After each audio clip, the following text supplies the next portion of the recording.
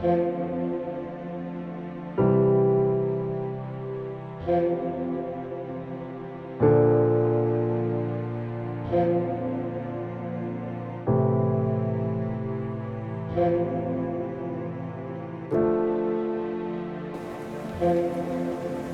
tardes a todos y gracias por vuestra presencia y por la espera.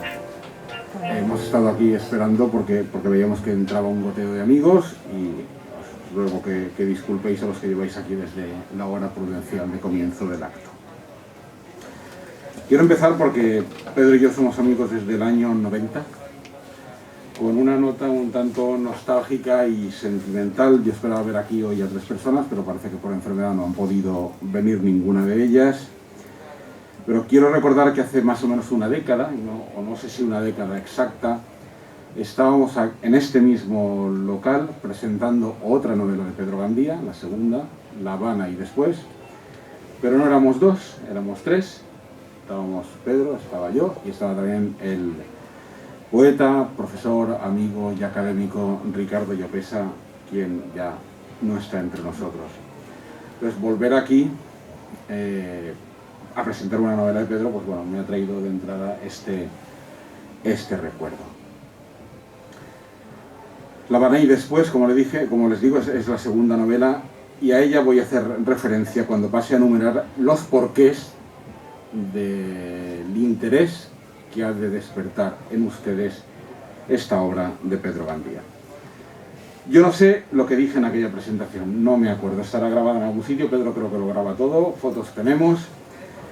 Lo que sé es que La Habana y después me gustó, y me gustó por la que a continuación diré, pero Beslama me ha fascinado.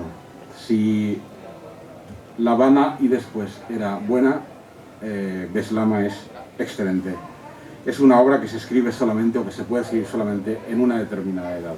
No creo que ni una persona de 30 ni de 40 años pueda escribir una obra como esta, aunque nos limitáramos al mero aspecto lingüístico. Beslama, por otra parte, no se podría haber publicado en, no sé, en Ediciones B o en Planeta o en la esfera de los libros, porque no es un cuento para personas mayores, sino que es arte, es altísima literatura. Tengo un amigo que cuando va a presentar una novela lo que hace es contarle el argumento. Yo no les voy a contar el argumento de Beslama. No hemos hablado Pedro y yo ni de qué tiene que hablar uno ni de qué tiene que hablar otro. Yo no sé lo que voy a decir, ni él sabe lo que voy a decir. Pero lo que no voy a hacer es contar el argumento, pues porque si se acercan a cualquiera de los ejemplares que tienen, aquí más o menos se lo va a indicar. Tampoco voy a hablar de la biografía ni leer la de Pedro Gandía, porque también en la solapa de la cubierta la tienen.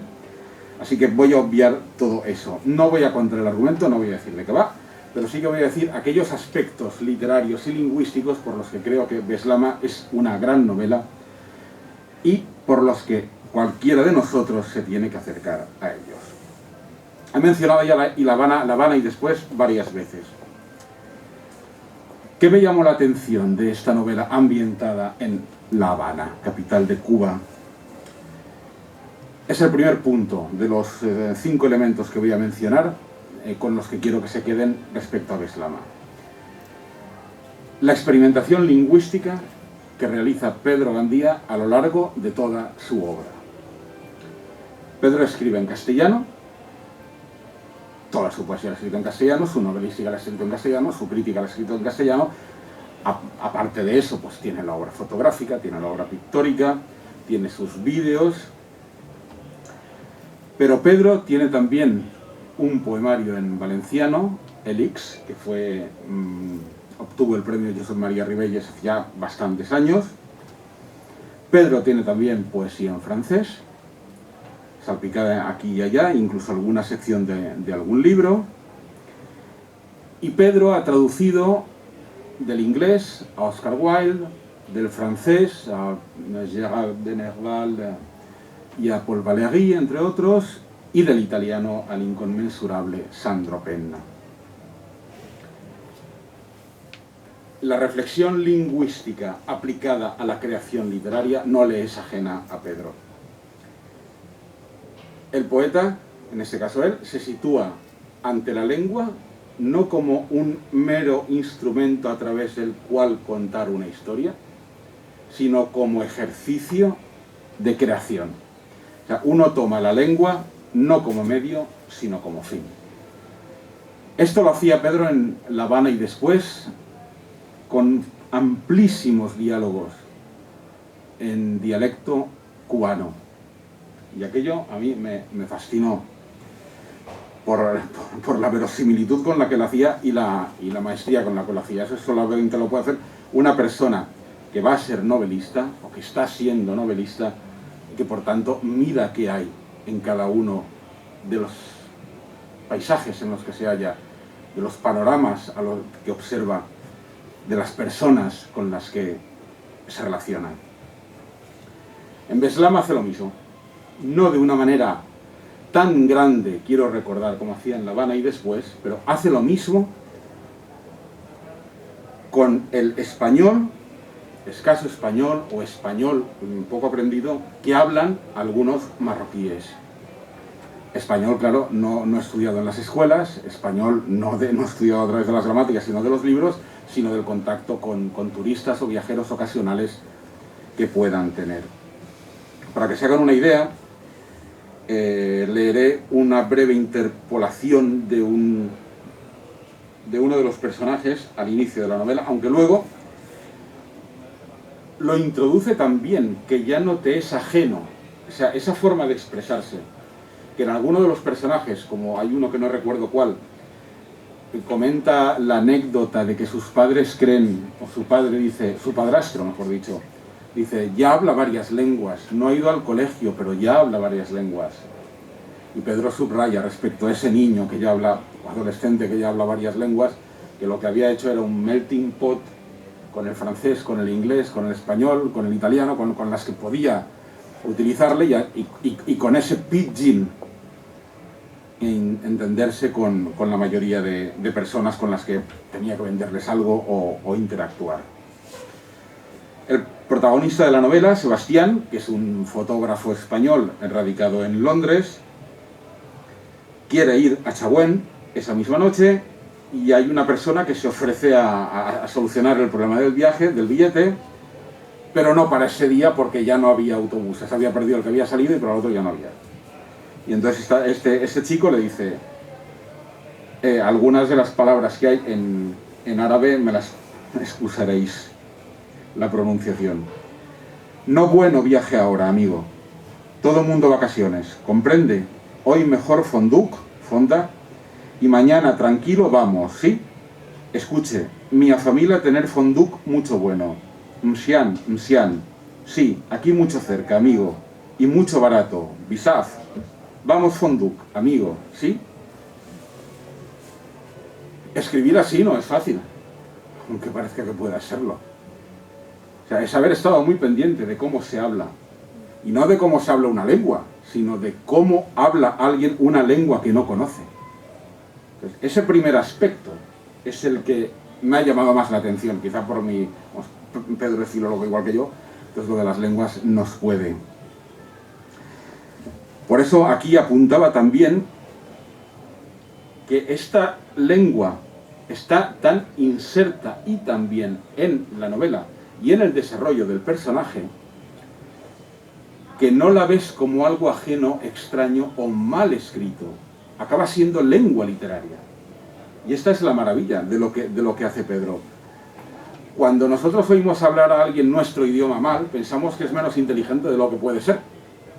Esto es algo así. Tú hablas inglés, te oye y no lo hablas bien, y el quien te oiga pensará, este hombre es tonto. Lo mismo nos sucede cuando oímos hablar en español a alguien que no sabe defenderse en nuestra lengua. Pues bueno, Pedro logra que esto no sea así. Y esto es una pequeña maravilla. Entonces, de estos primeros 5 aspectos, no voy a ser tan largo en los otros, espero, es el que quiero que retengan. Este aspecto de exploración lingüística que está en toda la obra de Pedro y que aquí se da también de manera magistral. Segundo aspecto, exploración lingüística, y ahora vamos. Aquí habla, como es una lengua que Pedro no ha desarrollado, son los personajes los únicos locutores de esta lengua. Es decir, no hay ningún párrafo del narrador, no hay ninguna reflexión del protagonista que esté escrita en esto, evidentemente, porque sería ya, a eso sí que sería forzarlo o impostarlo. Las descripciones sí. Pedro tiene 3 novelas, al menos publicadas: Burdel, La Habana y después, Beslama. Pero yo a Pedro lo había conocido toda la vida. Cuando lo conocí era poeta, lo ha seguido siendo siempre. Les he comentado tanto su producción en valenciano, sus textos en francés y su amplísima producción en castellano, con premios y ediciones en las mejores editoriales de España. Yo lo conocí a Pedro como poeta. Ahora bien, después de leer Beslama, yo ya no sé si será más narrador que poeta, porque quizá al principio te quieras introducir en una novela y no sabes por dónde te va a llevar. Está llena de secciones, de subsecciones, de nombres, de viajes, de trayectos, de recuerdos. Tú te metes ahí y es Las 1001 noches hecha en prosa.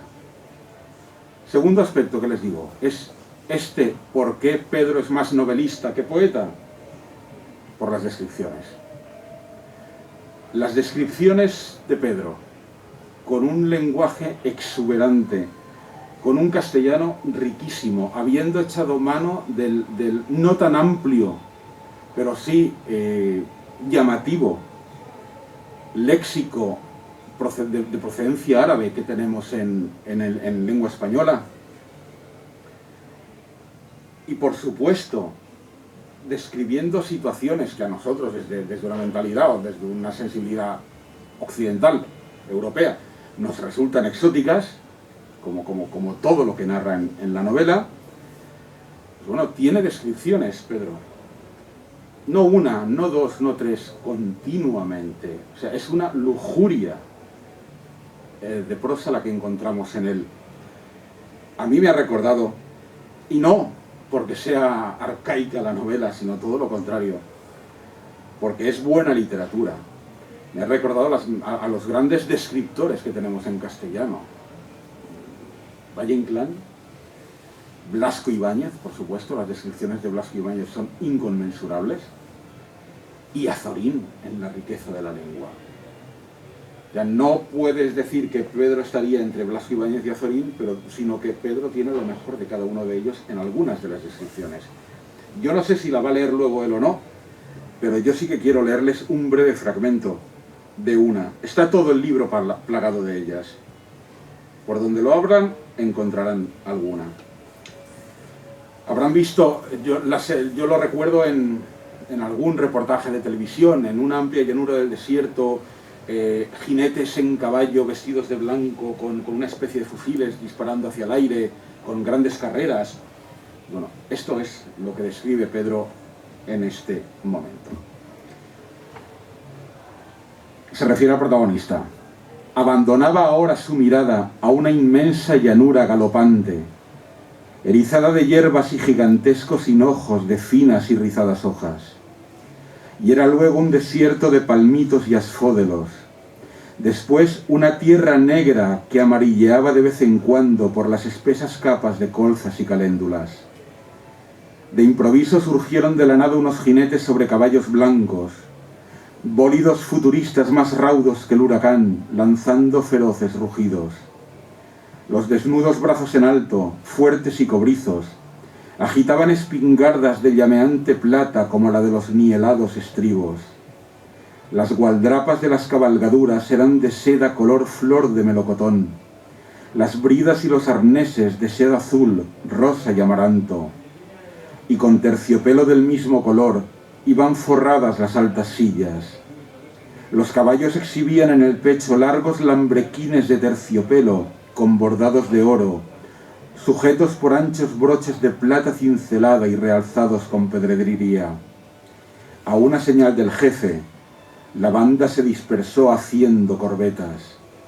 Estimulados por las espuelas, los caballos daban saltos, se encabritaban, echaban a correr, ondeando las crines a un viento perfumado de aromas silvestres. En la vertiginosa carrera se desenrollaban las razas, se rompían los arneses, las espingardas reventaban.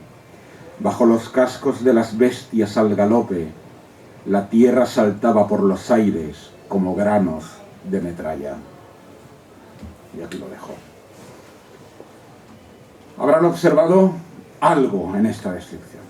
Una prosa lírica que te pone la carne de gallina. Y ese es el tercer aspecto. Experimentación lingüística, novela como descripción y, tercer aspecto, lirismo desperdigado aquí y allá, a modo de versos esparcidos. No me refiero a que la prosa sea lírica, que lo es, como han podido comprobar, sino que Pedro, como buen poeta, va dejando versos sueltos a lo largo de la novela. Ese es el tercer aspecto, que tiene también que ver con lo lingüístico y con lo estético, por supuesto. Les voy a mencionar solamente 4 fragmentos que podrían aislarse como versos.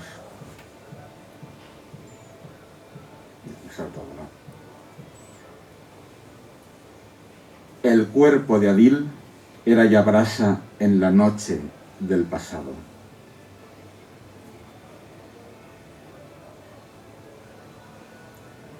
Lo que se quiere se compra con el alma.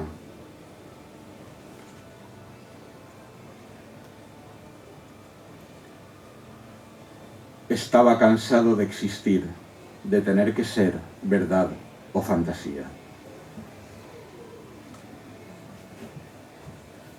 Uno empieza en el aspecto o en la capa más externa, que es la que del lenguaje que les comentaba, y conforme va permeando las sucesivas capas que vienen después, la descripción, el lirismo, la misma narración que se entrelaza, las interactuaciones de los personajes,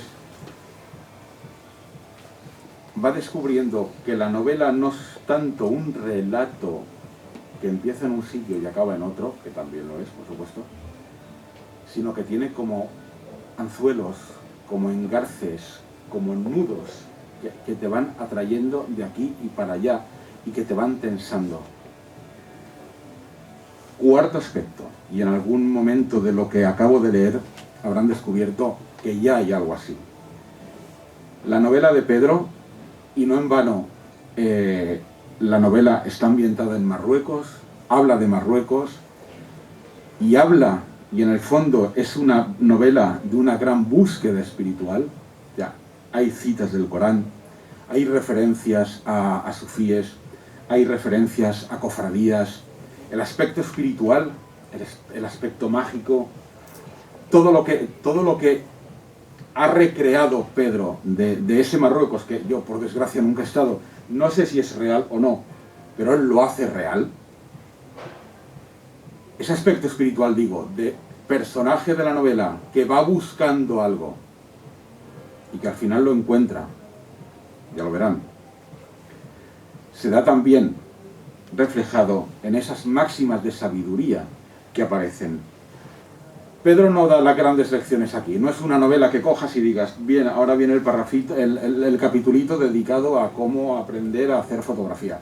Ahora viene el capitulito de cómo, lo bonita que es esta zona de Fez. O ahora viene el capitulito del viaje en autobús y... No. Todo eso puede estar, pero a modo de cápsulas. Y en una novela tan extensa es muy curiosa la forma de hacerlo y muy resultadamente atractiva. Cuarto aspecto que les decía, máximas de sabiduría. Podrían coger uno de esos libros famosos de autoayuda y aquí la tendrían. Página 14. Al inicio ya, para empezar suaves. La vida es buscar lo imposible y encontrar la sinrazón. Un poquito más adelante. La felicidad sería entregarse a un jardín como aquel sin esperar nada a cambio. Mi preferida. El tiempo inmóvil degenera en espacio y exige otro tiempo. O, evidentemente, el personaje es fotógrafo y una reflexión sobre la fotografía, pero no sobre la fotografía de esta es la técnica o yo hago esto, no. Qué pronto sucede todo y qué pronto se desvanece, pensó Sebastián. Era por eso que amaba la fotografía, porque fija un instante, porque detiene una vida sobre el papel, porque es testimonio de un pasado tangible que llevamos dentro. Pero también la fotografía pertenece al dominio de la muerte, muerte del instante que transcurre confiado y que el clic de la cámara fulmina de golpe. Y hay más.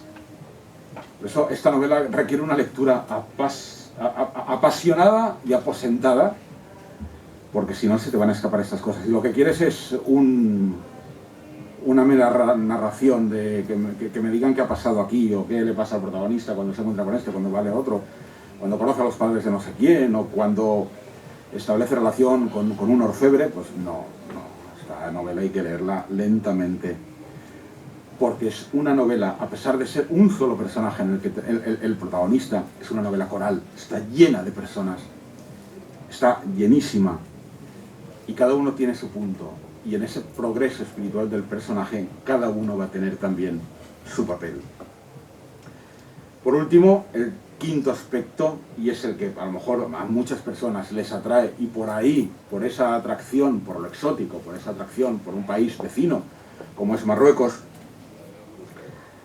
sienten la atracción de la novela, es que es un caleidoscopio de un Marruecos, que yo no sé si Pedro lo dirá o no sé si es real o no, porque por desgracia nunca ha estado, pero nos hace un país muy real.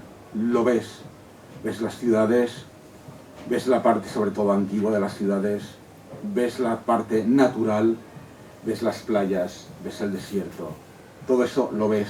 Pedro te lo hace vivir. Hay otro punto, y aquí yo estoy ya siendo muy largo, ya voy a cortar. Tenía una anécdota que hace poco mi esposa y yo vimos toda seguida la serie Friends, de los 90 y 2000, ya saben, y entonces cuando se te queda un sabor muy agridulce, cuando dices, bueno, ¿y estos personajes qué será de ellos? Pues leyendo la novela ¿qué será de estos jóvenes que eran tan jóvenes en aquel momento y luego ya tuvieron hijos y se casaron y se separaron de ser todo el grupito de amigos? Bueno, esa misma sensación de impotencia, de no saber qué pasa con un personaje, la he tenido leyendo la novela de Pedro. Pedro interactúa en la novela a través de Sebastián con muchos personajes. Pero hay uno que es Faisal, que es un zapatero que está a una puerta, un chico muy guapo que atiende a muchísimas mujeres que van a proveerse zapatos, y lo deja allí en la tienda limpiando el interior para cuando llegue, antes de cerrar, para cuando llegue el día siguiente. Entonces, a mí me quedó esa misma sensación de esa descripción tan bien hecha de que es un personaje que queda aislado ahí, como si Faisal continuara viviendo en ese lugar, de esa ciudad que ahora no recuerdo cuál era. Fes. Como si continuara viviendo ahí. Este caleidoscopio, esta suma de imágenes, esta suma de personajes, se engarza con algo que les sonará del Quijote y les sonará también del Señor de los Anillos.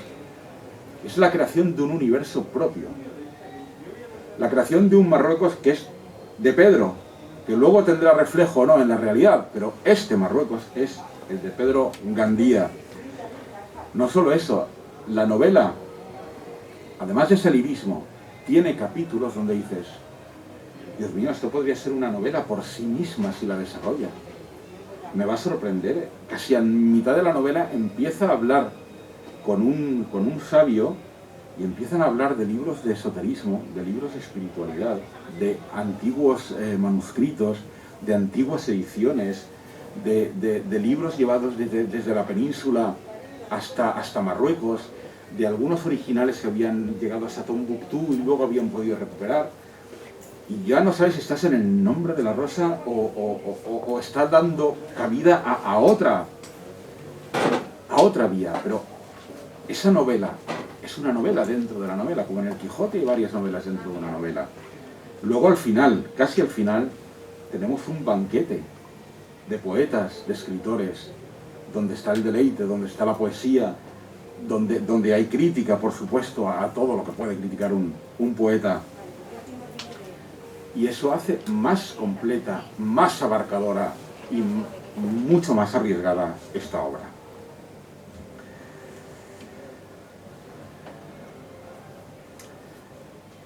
Por otro lado, a lo largo de los encuentros que Sebastián tiene en la novela, no se queda Pedro en la descripción de un encuentro meramente personal, un tú a tú, sino que son todos ellos puertas a la existencia, una existencia que al personaje se le va de las manos, que el personaje quiere recuperar y que a veces no sabe cómo.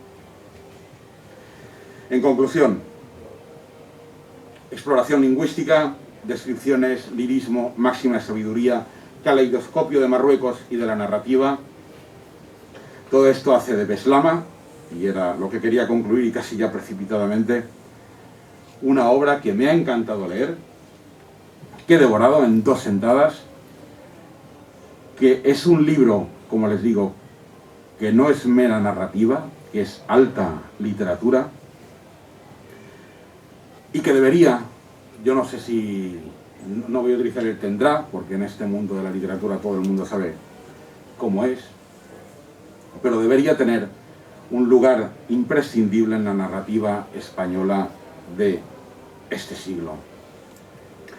Pedro Gandía, y ya para concluir, ha creado de nuevo, más agrandado, a lo largo de muchos años, porque empecé a escribir la novela en 1983, un mundo propio. Ya lo hizo en La Habana y después, ahora lo vuelve a hacer, acrecentado, con un lugar y un espacio y un tiempo en cierto punto, y esta es la maravilla de la creación, nunca sabremos cuáles son, porque son solamente de Pedro. Muchas gracias.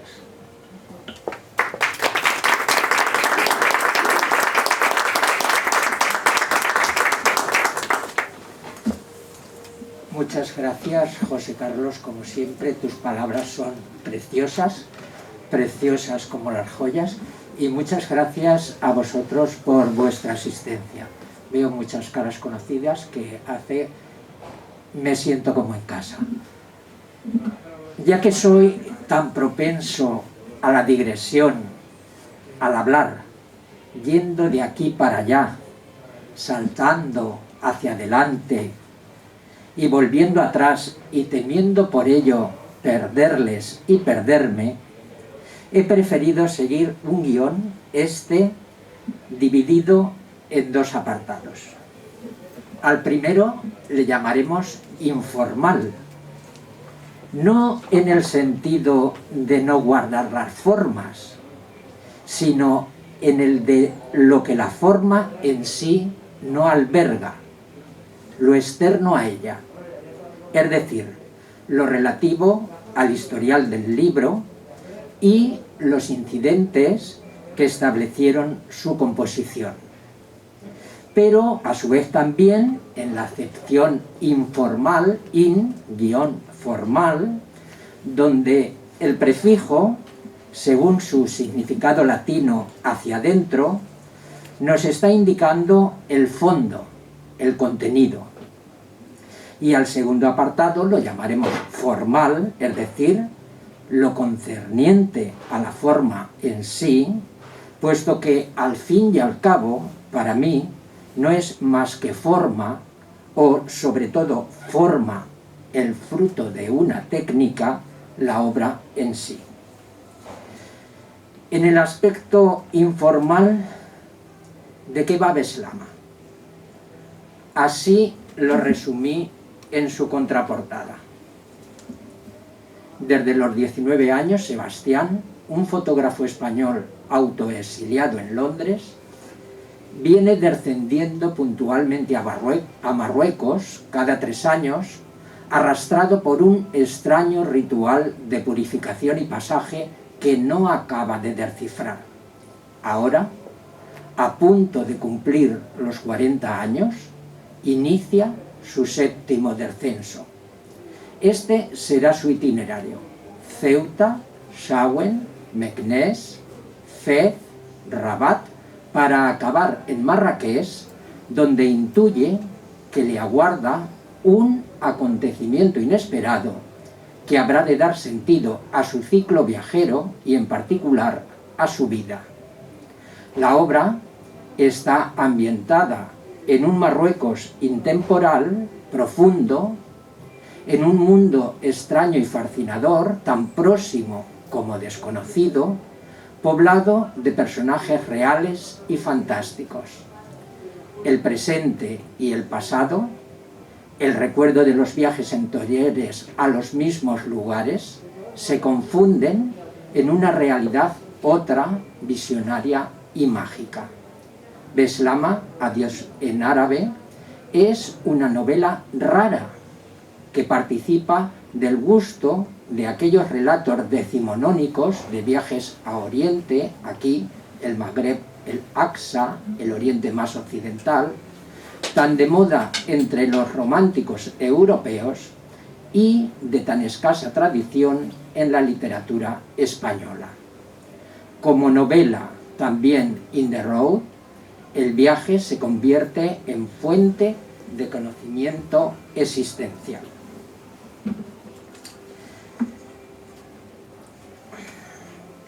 Esbocé Beslama en Marruecos, a pie de calle, como novela no ficción, en el verano de 1983. En un viaje con ese mismo itinerario en que la hipnosis lo detalla. En su primera versión la dejé acabada en 1990 y en todo aquel tiempo leía a Flaubert. Leí todas sus obras, una detrás de otra.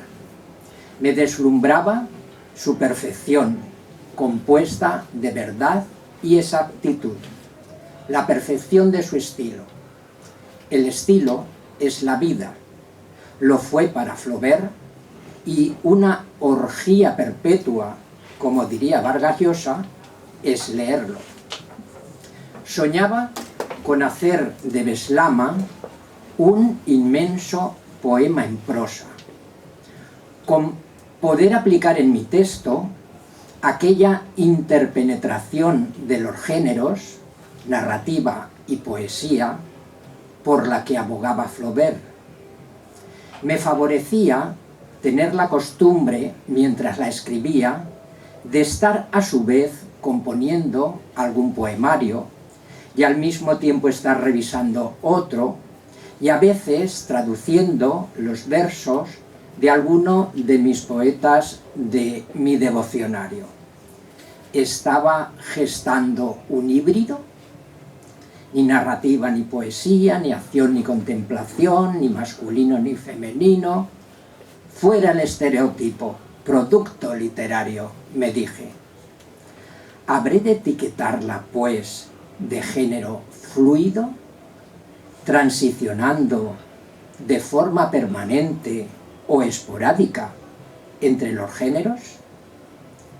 Este fue el juego, dicho así, sin matizar, de Beslama. Un ejercicio de estilo en un perpetuo morir de estilo por alcanzar lo imposible, la perfección que no existe.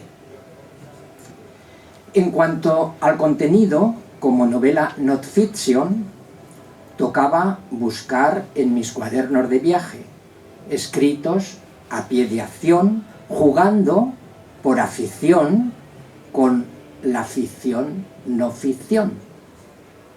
Descubrí el mundo árabe en mi adolescencia leyendo Las 1001 noches en una versión abreviada. Y en los primeros años de mi juventud leyendo a Andrés Gide, sus cuadernos de viajes a Túnez y Argelia, particularmente a Biskra, en el sur argelino, rememorada en páginas de su diario, también en sus relatos, en El Inmoralista, en su obra miscelánea Los alimentos terrestres, en su libro de memorias Si la semilla no muere, y especialmente en Amintas, obra que poco después comenzaría a traducir, subyugado por la belleza de su poética prosa, pura, de calideces virgilianas, cantando los huertos, los frutos de la tierra, y a los pastorcillos con nombres salidos de sus versos. Es por ello que Beslama, aparte de con Flaubert, tiene también su deuda con Gide. Deuda que quise patentizar en la cita con la que encabezo mi texto, tomada de su libro Los alimentos terrenales, y que dice así: ¿qué es lo que amas tanto en las partidas, Menalcas? El gusto anticipado de la muerte, respondió. Fue a mitad de los años 70 cuando decidí partir al mundo árabe. Biskra quedaba muy lejos, sí, aparte de la distancia de mi tiempo libre, pero Marruecos, el Magreb más occidental, quedaba a un tiro de piedra. Tras un viaje de 2 días, al menos 48 horas en tren, en barco y en autobús, que ahora se reduce a 2 horas escasa, en avión, te plantabas en Marrakech. Quise meter en Beslama, como en una ampolla, todas las magias, todos los efluvios, todo el ritual telúrico que Marruecos me transmitió desde que pusiera por primera vez el pie en aquella tierra en el invierno de 1976, a mis 23 años, 4 años después de que pisara tierra marroquí nuestro protagonista, una licencia sin importancia que me permití con mi alter ego, el Sebastián de la novela, pues el artista que nunca sale de sí, solo se tiene a sí mismo en lo que vive y en lo que revive, resucitándolo por la escritura para siempre, aunque nunca entendí el para siempre. De un relato de apenas 80 folios a doble espacio, en 1984, Beslama terminó siendo en 1990, cuando la terminé, un novelón de 683 folios. ¿Quién te publica algo así de buenas a primeras, y menos cuando nadie te conoce? Bueno, siempre tenía uno la opción de presentarla a premios, pero cuando me topaba en las bases que había que enviarla como mínimo por triplicado, me frenaba. Por aquel entonces no existía la opción de mandarla por correo electrónico.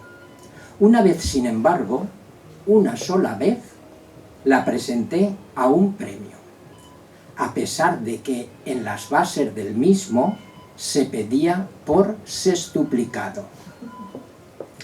Si me decidí, fue porque podía llevar la mano, apenas de casa a 10 minutos andando. Fue en 1991 al Premio Valencia. 2 viajes tuve que echar para depositar los 4.098 folios en el Departamento de Cultura del Ayuntamiento. Y luego, claro está, me tocó echar otros 2 viajes para recoger los ejemplares porque, por supuesto, no fue seleccionada. Estaba más que claro que yo mismo me había hecho el harakiri. Quedé tan escaldado de aquella absurda hazaña que metí en un cajón a la monstruosa criatura y la encerré con llave. 3 años después, en 1993, me decidí, por más que me pesara, a reducirla a la mitad. Si Flaubert redujo las 531 páginas de la primera versión de Las Tentaciones de San Antonio a las 134 de su tercera versión, la definitiva, mi acción no habría de resultar, pues, tan heroica. Primera pasada, acción in misericordia. El cruento ejercicio de tachar, tachar y tachar páginas enteras y también algún que otro capítulo entero, con rabia y con dolor, consciente de estar tirando por la ventana o, para ser más prosaico, por la taza del váter, tantos años de esfuerzo, tanto batallar con cada frase, cada adjetivo, cada nota, cada cadencia, dio su fruto. Quedó reducida a 312 páginas. Bien, muy bien. Pero tampoco así cambió su suerte, nuestra suerte. Mientras me cansaba de mandarla premios por email y en vano por el mismo cauce la ofrecía a editoriales, aprovechaba para seguir revisándola, puliéndola, marcándome una única línea roja: no añadirle ni una página más.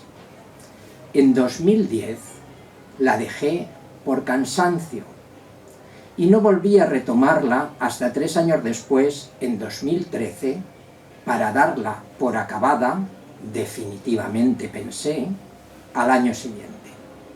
Entretanto, continuaba enviándola a premios por email y la seguía ofreciendo a editoriales.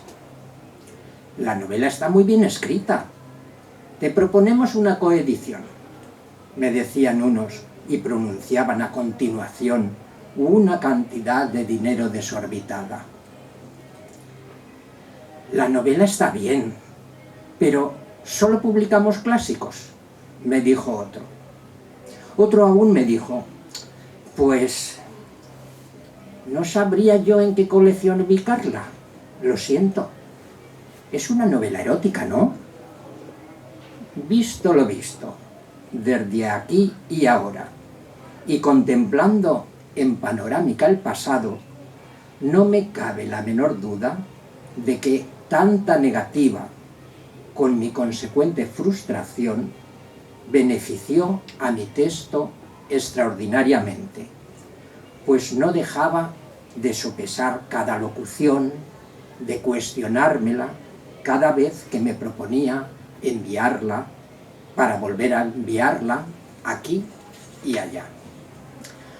A este paso, me decía, recordando aquella frase de Paul Valéry, poeta a su pesar, cuando, refiriéndose a un poema, venía a decir algo así: habré de terminarla por accidente, es decir, cuando me muera. Había perdido, pues, toda esperanza de ver publicada Beslama cuando, a finales de 2018, Antonio Huerga, al poco de enviársela, me dijo que la sacaría. Por fin me iba a librar de seguir corrigiéndola, me dije yo. Aún así, le pedí al editor 2 meses para hacerle una última revisión. Fue programada para salir en enero de 2020, pero llegó la pandemia y todo quedó en barbecho. Habría tenido tiempo de sobra, ganas no me faltaron, de volver a revisarla de nuevo. Siempre se puede todo mejorar. Pero ya era tarde. Había empezado a corregir las galeradas. Para terminar, en cuanto al aspecto formal, Beslama, ya lo he dicho, es un ejercicio a la sombra de Flaubert, el adalid del arte por el arte, la forma por la forma, del arte puro. También a la sombra de Gilles, aunque para desvelar ya todos los condimentos de la receta, habría de decir que Beslama tiene también una deuda, y no menor, con Marcel Proust. El juego con el tiempo, los saltos temporales que se dan en ella, utilizando el efecto Magdalena, esa técnica proustiana en que las sensaciones de un momento se transportan a otro, así como la minuciosidad descriptiva de algunos fragmentos, esa exactitud a veces obsesiva de la descripción, del mismo modo que tantos párrafos llenos de subordinadas, todo ello es deudor de la lectura de su novela Catedral, En busca del tiempo perdido. Si el plano del contenido se fundamenta en la experiencia vital, el plano de la expresión se nutre de la experiencia lectora. Nunca creí en la originalidad. ¿Qué valor tiene? Hay que devorar la obra ajena, absorberla, asimilarla.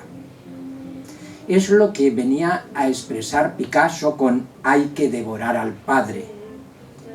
Pues, como a su vez decía Paul Valéry, nada es más original que alimentarse de los otros. Para Valéry, el verdadero poeta, o el artista en toda su extensión, toma el papel de depredador.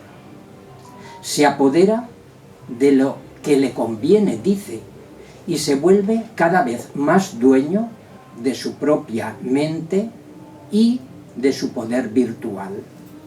El verdadero artista tiene el don de la transformación, facultad que le permite seguir siendo él mismo, alimentándose de los demás.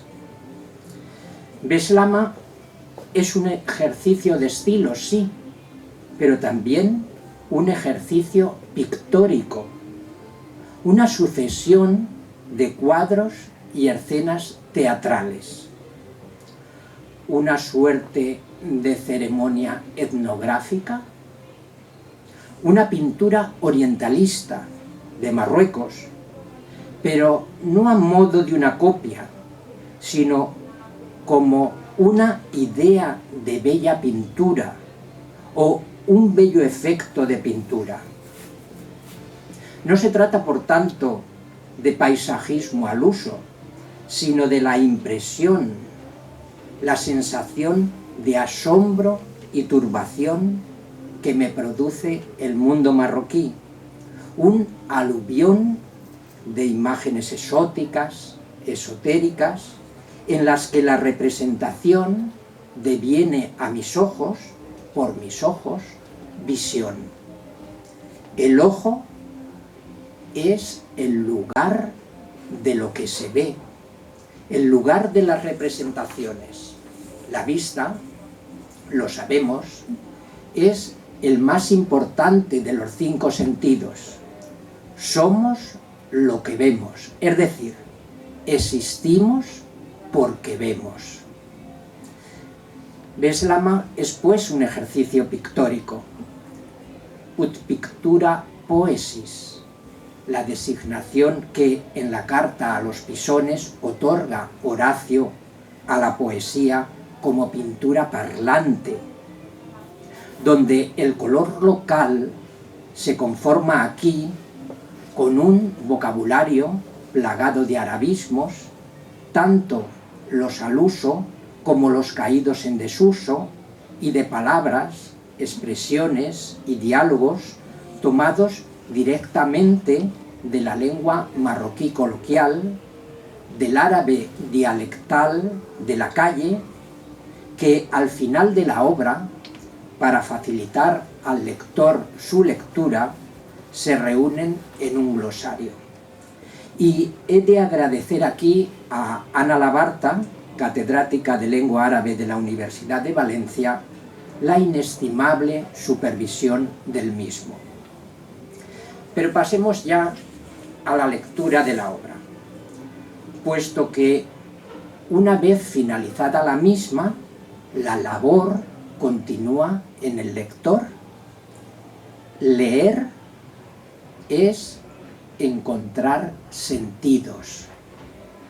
¿Y qué podemos decir del signo artístico, autónomo de por sí, que éste no conlleve en su esencia? ¿Cómo qué podemos preguntarnos del mismo si, como dice James Libayas, en toda pregunta está la respuesta? Entremos, pues, en cuestión. Así empieza la novela.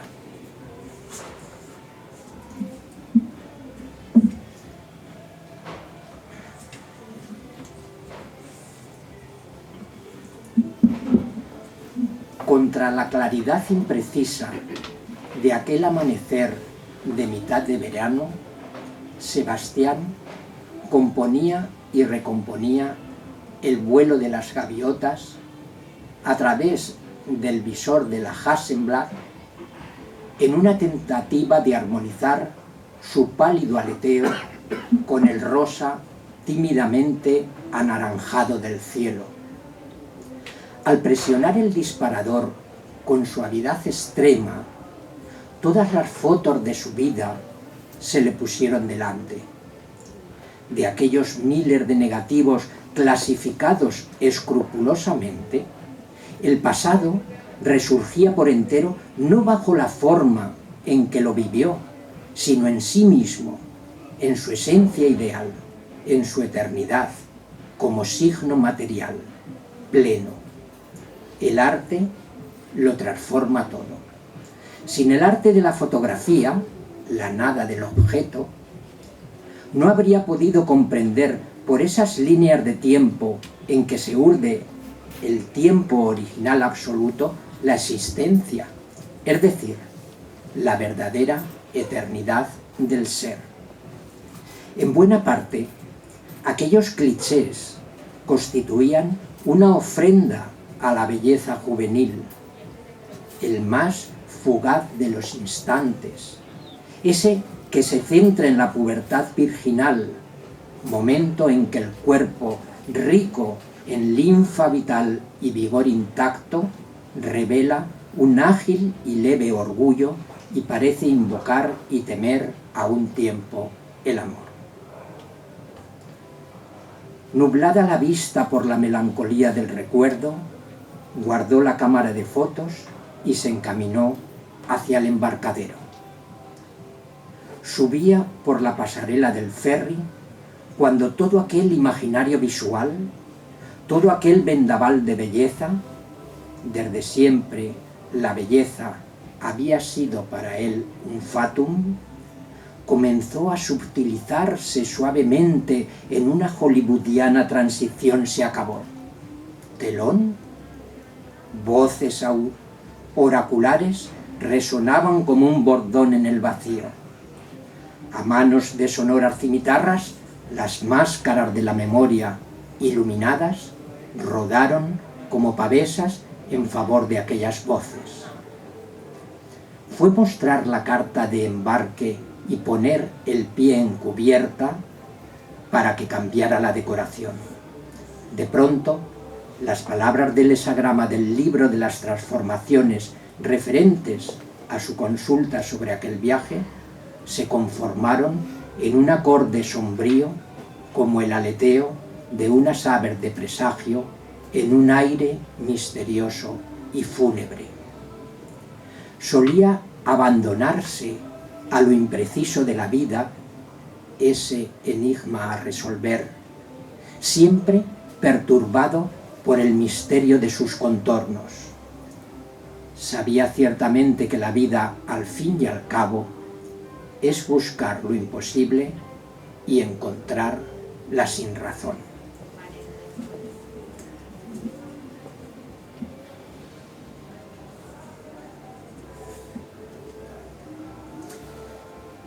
Sebastián venía de decidir que aquel sería su último día en la ciudad santa, lugar donde todo gesto devenía costumbre y el presente realidad y magia entremezcladas.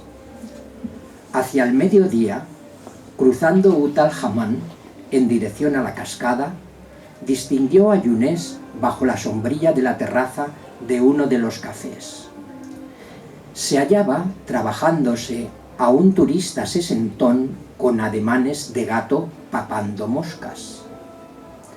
Franqueado el arco donde acaba la calle y el camino de tierra se bifurca en dos, el uno hacia la cascada y el otro hacia la hoz fluvial, se topó con un joven, la mano metida en la bragueta, recostado indolentemente contra el tronco de un árbol del safsaf.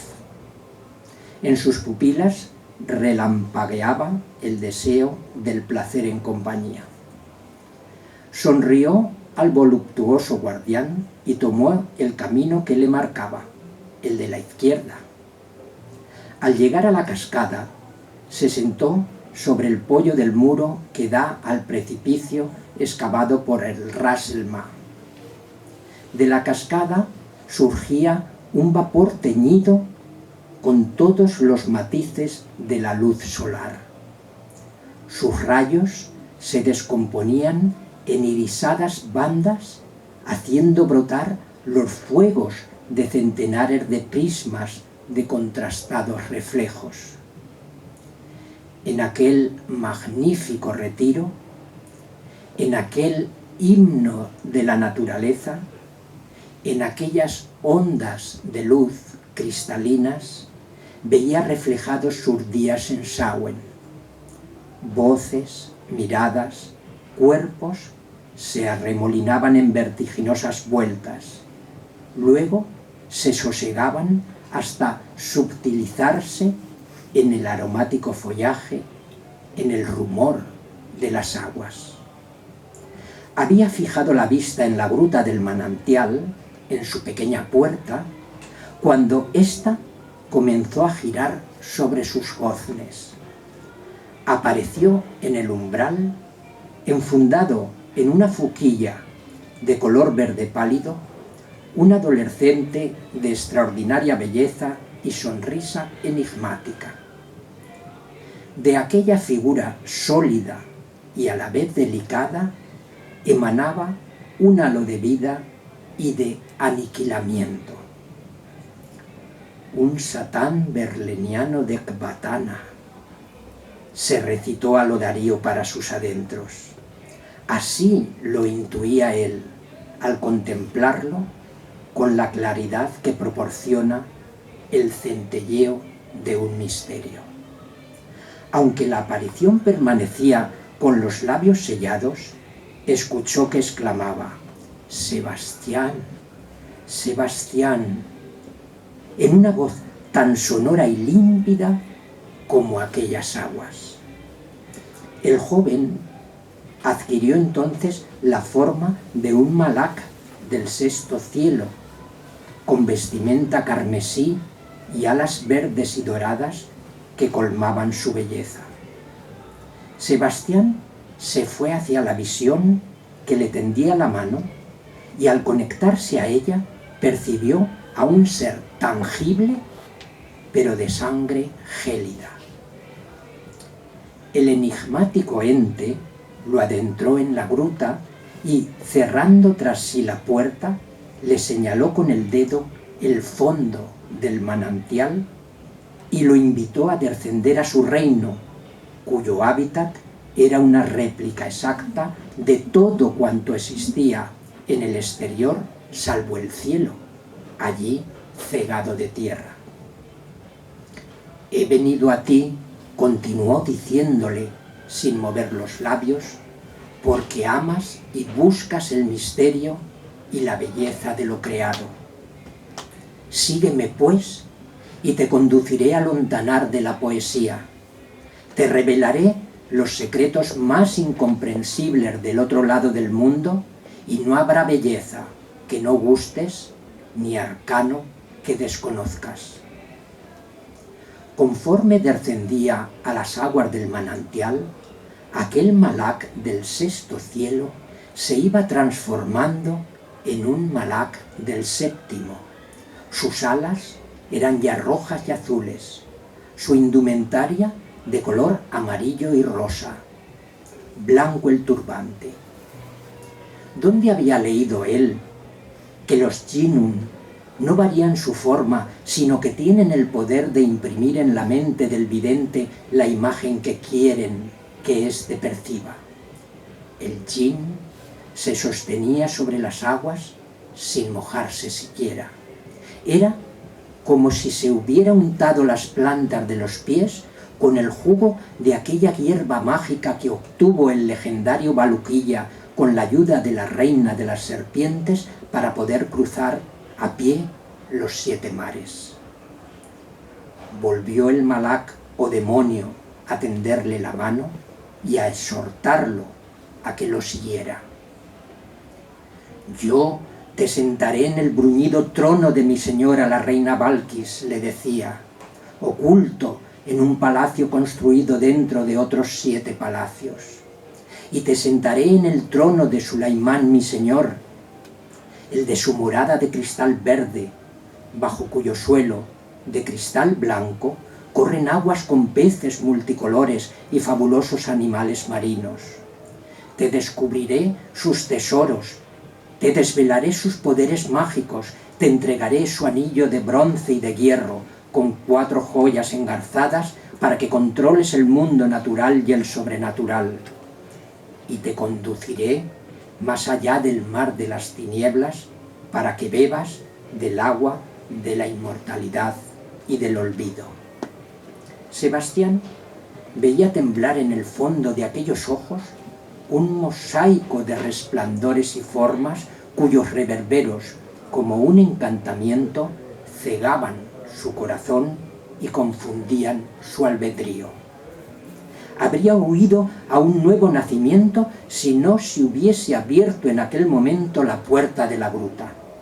Era el guardián, que, como cada mañana, llegaba a echar sal en el agua. La luz del soleado exterior incendió el agua viva, y el Jinn se fundió en aquel resplandor que encerraba todos los arcanos del mundo.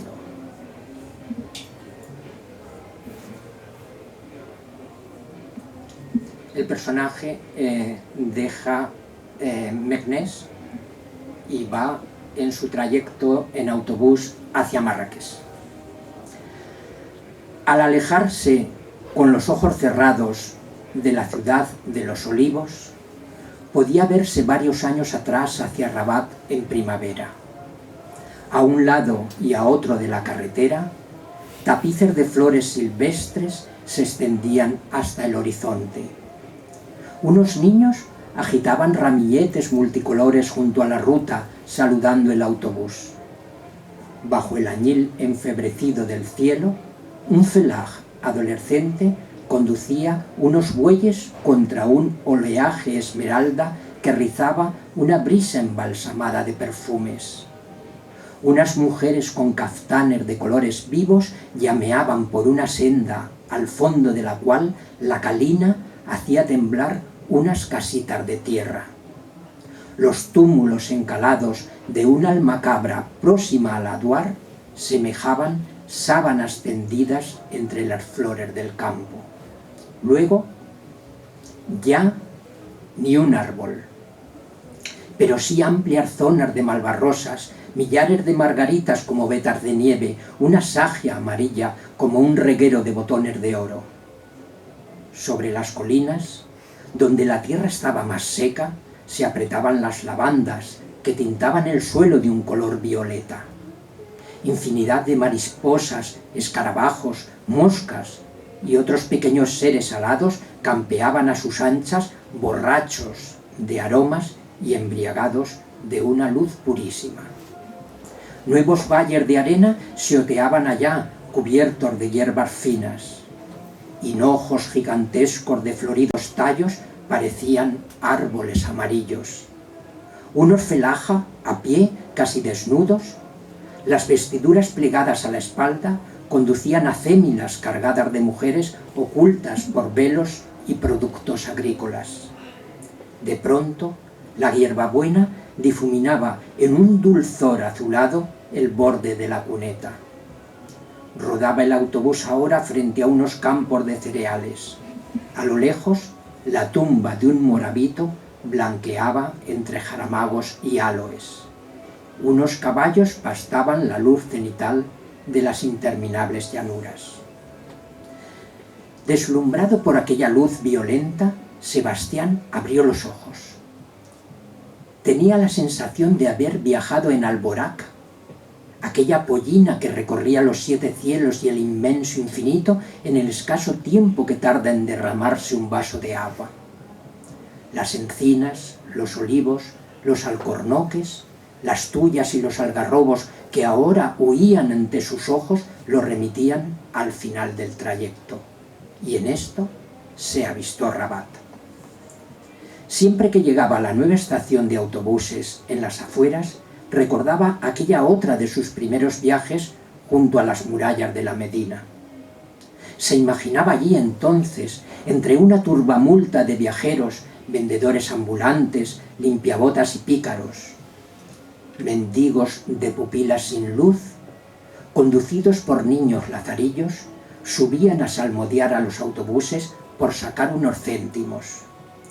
Quienes sufrían las interminables colas de la ventanilla de la agencia de viajes eran martirizados por charlatanes con la píldora de los 1000 remedios para la salud y cosas por el estilo. Un sinnúmero de ociosos hacían coro a un rawi embelesados. Otros se arremolinaban alrededor de un cuentero que recitaba la historia de un antiguo libro oriental ritmando con una gaita los pasajes opresivos. Bueno, pues ya llega a Marrakech la llegada. Cuando el autobús llegó a la estación de Bab Tukala, esta se hallaba completamente desierta. Al poner el pie en tierra, el calor se hizo sentir en toda su imponente monstruosidad. El Simún arrastraba tal cantidad de arena roja y de langostas que era imposible distinguir nada a más de 3 metros. Los taxis que, camuflados entre la polvareda, aguardaban junto a la puerta principal de la estación, habían sido asaltados por los recién llegados y engullidos, con todos sus ocupantes, por la maldición de la tierra. Ni a hombre, ni bestia, ni vehículo alguno se veía. No se oía el menor ruido de actividad humana, únicamente los violentos silbidos de aquel viento rojo plagado de densos e imparables maleficios. La peor de las desgracias parecía cernirse sobre la ciudad de Alhambra. Era como si la boca del infierno se hubiera abierto y exhalara un aliento letal contra cualquier forma de existencia. Caminó a tientas hacia donde imaginaba la parada del autobús urbano que lo llevaría a Jemal Fenna. Los locústidos lo golpeaban por doquier, se estampaban contra él como por venganza. Pensó entonces en su vida como lo más inseguro de todo. En esto, un autobús le vino encima y, sin preocuparse de averiguar su ruta, le echó el alto. Era el único pasajero a bordo. El vehículo enfiló lentamente hacia Bar el-Rajab. En medio de la perturbación atmosférica semejaba un gigantesco topo abriéndose camino a los abismos insondables de la tierra. ¿Qué hora tenemos? Porque, como decía Hitchcock, una película debe durar lo que aguanta tu vejiga, y yo no sé hasta qué punto, si las vejigas de los presentes las estoy martirizando. ¿Leo o cierro? queda muy poco. Bien, entonces el personaje, estamos ya al final del libro, ahí le va a venir lo que le venga, entra, después de haberse dado una vuelta por Marrakech, entra al Fondouk, a la fonda. El paseo Messiaen, dijo el recepcionista. Aquellos ojos rivalizaban en resplandor con todos los cuerpos celestes. Sí, gracias, dijo Sebastián, y entró en el Fondouk como quien entra en su sepulcro. Su pesadilla se reconstruía por sí sola. La calma irrespirable del silencioso lugar densificaba las sombras. Parecía como si aquella construcción hubiera absorbido la esencia de un crimen. Salió al patio. La luz de la luna, en aquel estado de ensueño supernaturalista, bañaba la escena en un tétrico resplandor de huesos blanqueados. La realidad solo está en los sueños, murmuró para sí al ver acercarse al guardián de la noche, que ya le interceptaba el paso el musculoso brazo apoyado sobre el pasamanos de la escalera. «Venga, monsieur, lo invito a un té, ¿sí?», exclamó el joven. Queriendo recordar más, Sebastián lo miró fijamente a los ojos. Centelleaba en ellos una ondulante mezcla de melancolía y compasión. Y era que la mentirosa luna lo confundía todo en aquellas pupilas gatunas e infundía en ellas el brillo de una hoguera bajo un viento enigmático en medio de la nada. «No, gracias, mejor mañana, ahora estoy cansado», se escuchó decir como quien asiste a la proyección de su propia vida desde el anfiteatro de un cine fantasma. Encuadró en un primer plano sus labios esperando una respuesta de aquiescencia liberadora, aquellos gruesos y sensuales labios húmedos que exponían una extraordinaria voluptuosidad interior, esbozaron una sonrisa irresistible.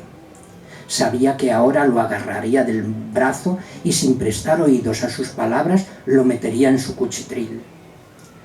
No era en la carne, sino en la mente donde se le estaban clavando aquellos dedos como garras de animal de presa. Procuró mitigar su inquietud intentando calibrar la falta de control y de equilibrio mental de quien lo atenazaba. Pero, carente de voluntad, como si nunca la hubiera tenido, se dejó llevar por el cancerbero de las sombras a aquella guarida iluminada por 3 velas de grasa maloliente que chisporroteaban sobre un taifor acribillado de carcoma. En aquella sigilosa penumbra, amarillenta y titilante, todo flotaba como aislado del presente, de la realidad misma. Sebastián tropezó con una almofía en el suelo y el agua se derramó por tierra. «La tengo para los escorpiones», se justificó el joven, y cogiendo del rincón un cántaro, volvió a llenarla. El agua, el cántaro, las velas del entorno despertaron en su memoria las imágenes de una noche semejante de su viaje anterior. Se había desplazado desde el Jadida a Semur una noche de luna llena para que una chuguafa le leyera el destino. Era aquella una vieja negra susí que habitaba junto al Wad en una modesta casa de tierra. Ahora se le representaba aquella figura magra, encorvada sobre sí misma, como largo tiempo condenada a una lucha telúrica, y arrodillada, prosternada, con la frente en tierra, ante un cántaro y una vela encendida en su ruinoso corral bajo la inmensa luna. La chuguafa se incorporó sin dejar de murmurar extrañas oraciones en dialecto del sus.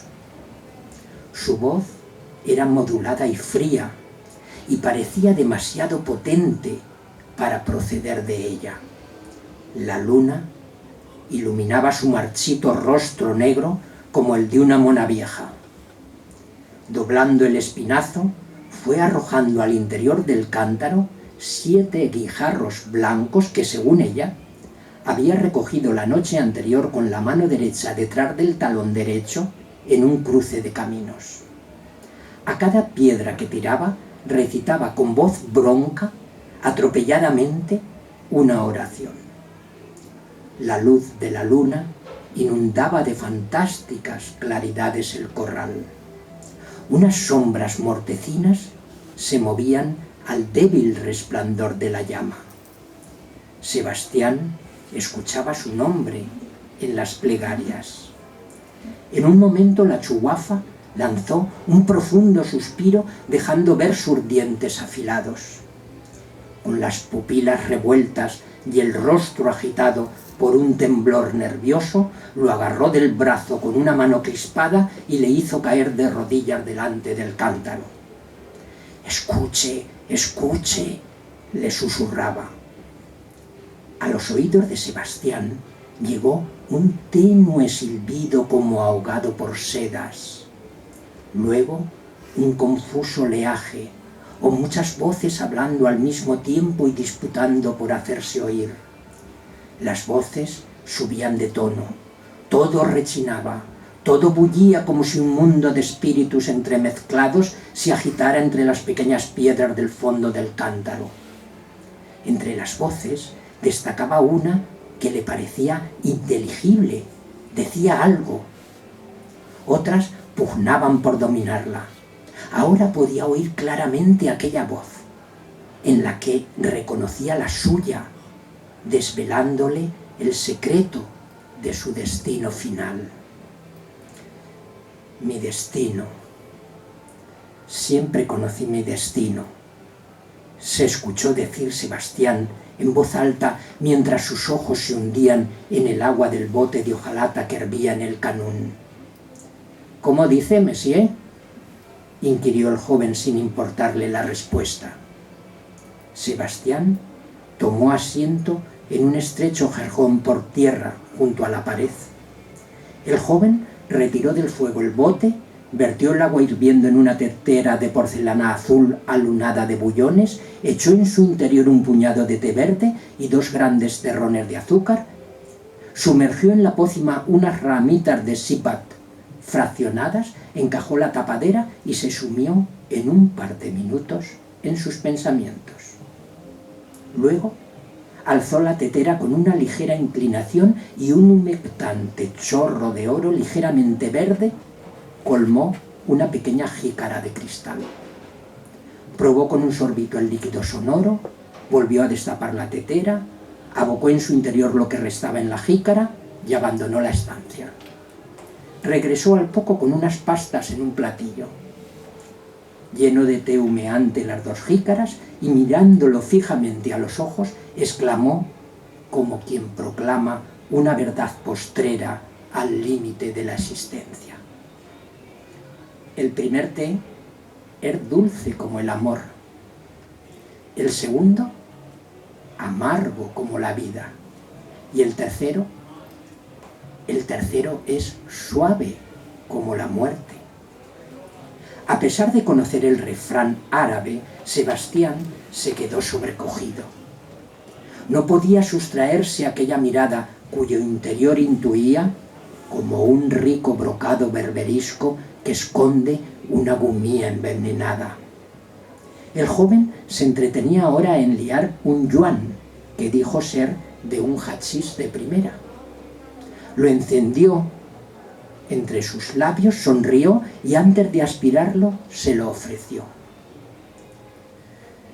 «Nunca fumé un hachís como este», balbuceó Sebastián tras la tercera calada, sacudido por continuos escalofríos que le recorrían la columna vertebral y lo lanzaban a un cielo cuajado de mundos mágicos. Al tiempo, sentía concentrada la tensión de su destino en el estómago, como si una jauría de perros rabiosos se estuvieran repartiendo sus entrañas. A la cuarta aspiración del humo bienhechor, se sintió elevado a otro ámbito. Contempló durante unos segundos sus propios despojos, a su doble yaciendo contra un charco oscuro de una densidad y calidez muy íntimas. Aún así, deseaba que nada fuera distinto, ni ahora ni en toda la eternidad. ¿Qué busca en mi país, Messier?, le dijo el heraldo de la sombra, interrumpiendo sus pensamientos. Sebastián se dejó caer de espaldas sobre el jergón. Observaba con emoción en el techo los juegos de los reflejos movedizos proyectados por las llamas de las velas. Creo que estuve bajando a Marruecos todos estos años por estar aquí y ahora, respondió 1 minuto o 1 hora más tarde, pues había perdido el sentido del tiempo. Se acabó.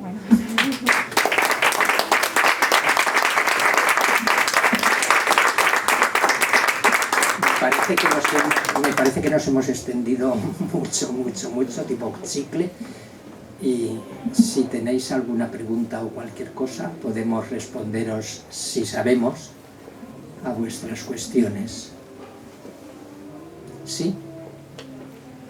Pedro, has comentado al principio de tu intervención, que además ha sido muy bondadosa, porque casi nos lees la novela, pero bueno, quedan muchos aspectos por ver. Pero has comentado la diferencia entre lo formal, y José Carlos ha hecho un análisis muy completo de esos aspectos formales, del lirismo, de la prosa poética, de la riqueza del lenguaje. Has comentado lo de la abundancia de subordinadas como riqueza también lingüística, el uso del léxico, los exotismos, todo lo demás, pero a mí me falta algo desde el punto de vista de la informalidad que me parece muy delicado, y lo digo ya directamente, que es la soledad del protagonista. José Carlos ha comentado tangencialmente la relación con el Quijote. El Quijote por la cosmovisión, pero para mí hay algo que es muy interesante en tu novela, y es que en el Quijote aparece un personaje que es un antihéroe, que es el Quijote, y que al término de la primera salida, en tu caso solamente hay una salida única. Habría un aspecto formal que es esa estructuración del espejo a lo largo del camino, pero no vamos a entrar en eso por aquello de las vejigas. Pero en el Quijote el protagonista se da cuenta de que necesita a alguien, necesita a un coprotagonista y necesita a un interlocutor, alguien que le haga compañía, mientras que Sebastián no tiene nadie que le haga compañía, a pesar de que existan relaciones sexuales varias a lo largo de la novela. Hay sexo y hay conversaciones a veces muy largas y que van además desde lo circunstancial, lo anecdótico, hasta conversaciones que tienen un sentido filosófico, trascendente, artístico claramente, pero el personaje está tan solo, y a mí la imagen no se me va de la cabeza, incluso viendo tu preciosa portada de el San Sebastián. En los cuadros de San Sebastián está solo y está asaeteado en un árbol y no hay nadie más. No se ve quién le asaetea y la soledad es abrumadora, angustiosa, cuando San Sebastián sabe hacia dónde va porque es un mártir. ¿Hasta qué punto ese Sebastián tuyo tiene que ver con ese otro San Sebastián? Con un personaje que es consciente de hacia dónde va y hasta dónde llega su sacrificio por ese buscar algo que no se puede encontrar jamás, que es la perfección, la belleza absoluta, la felicidad absoluta. Creo que esto es algo informal, muy delicado, porque en la novela al fin y al cabo todo es formal, pero si la la propia forma puede trascenderse para mostrar algo más, posiblemente esto que comento sea muy interesante para que lo comentes. Has comentado cómo ese Sebastián es un alter ego, y claro, es que tú mismo te delatas. Hasta qué punto el artista que busca esa perfección es siempre un personaje solitario que no tiene a su lado un Sancho Panza, que no tiene a su lado nadie con quien compartir de manera profunda, humana, trascendente, amorosa. Me detengo ahí. Vamos a ver, eso de que es un personaje solitario, podríamos aplicarlo a todos nosotros, puesto que cada uno únicamente se tiene a sí mismo. Es un viaje, es una partida, son 7 partidas, pero bien, es una partida. Andrés Gide aquí, en el principio, dice: ¿qué es lo que tanto te gusta cuando partes?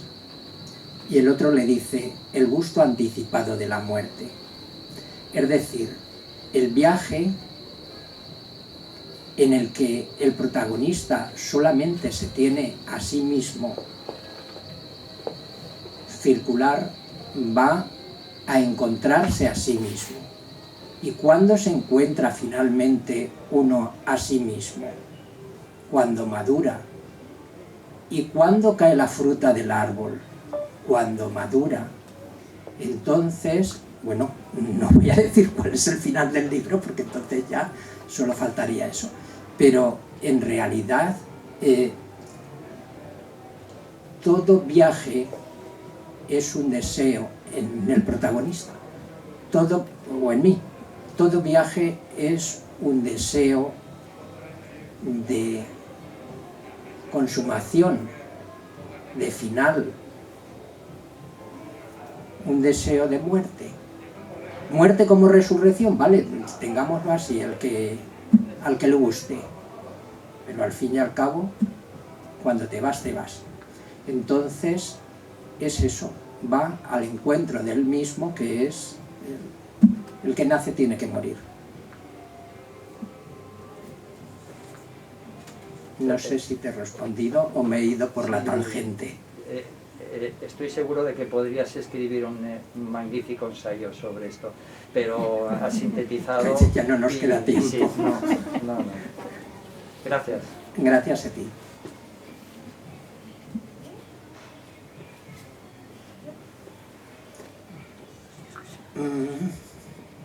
Pues sí, no hay ya nada más que... Lo tenemos todo muy claro y muy confuso, que es lo ideal. Pues muchísimas gracias por vuestra asistencia y hasta la próxima.